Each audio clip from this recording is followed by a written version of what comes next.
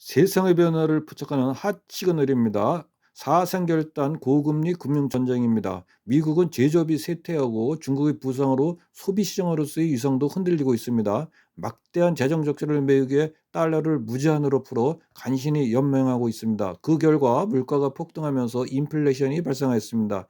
이에 따라 세계를 지배하는 핵심 수단인 달러 가치 하락으로 달러 패권이 위협받고 있습니다. 이제 남은 것은 군사력과 IT 기술력뿐입니다. 세계 패권 국가로서의 위상이 흔들리고 있습니다. 역사적으로 제국들은 늘어나는 재정 수요를 충족하기 위해 통화를 남발하였고 통화 남발에 따른 인플레이션으로 결국 멸망하였습니다. 로마 중국 국민당 정부, 스페인 제국, 프랑스 왕국의 미시시피 버블, 영국 남해에서 버블 등이 그 사례입니다. 미국도 인플레이션을 잡지 못하면 역사 속으로 사라진 이들 제국처럼 쇠망하게 됩니다. 이런 가운데 중국을 중심으로 한 브릭스 국가들이 미국이 주도하는 국제 질서에 반기를 들고 뭉치고 있습니다. 이들 국가는 자원국인 러시아와 사우디, 이란 등의 석유와 가스 등 원자재와 중국의 제조업과 소비시장을 바탕으로 미국을 위협하는 강력한 경제적 자생력을 갖추고 있습니다.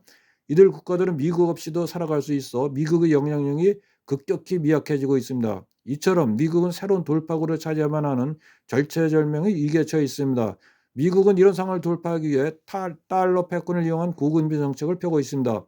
고금리 정책으로 인플레이션을 방지하고 달러 가치를 높여 달러 패권을 유지하는 한편 미국에 도전하는 브릭스 국가들을 주저앉히기 위한 금융 전쟁을 벌이고 있습니다.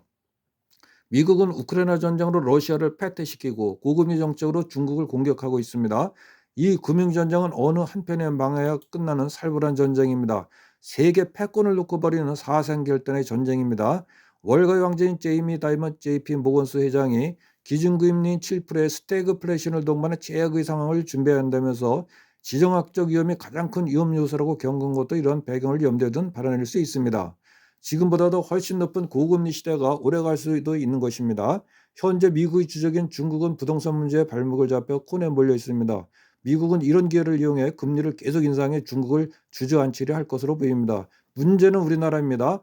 우리나라는 수출로 먹고 사는 대외 의존은 경제인데 제조업 경쟁력은 중국에 밀리고 에너지 등 수입 물가는 폭등하여 수출은 감소하고 무역 적자가 나고 있습니다. 생산 가능 인구가 급감하면서 초고령 사회로 진입하고 있고 기업과 가계 부채가 폭증하여 감당할 수 없는 지경입니다. 이런 상황에서 고금리로 인한 부채 폭발은 언제 털지 모를 경제 핵폭탄입니다.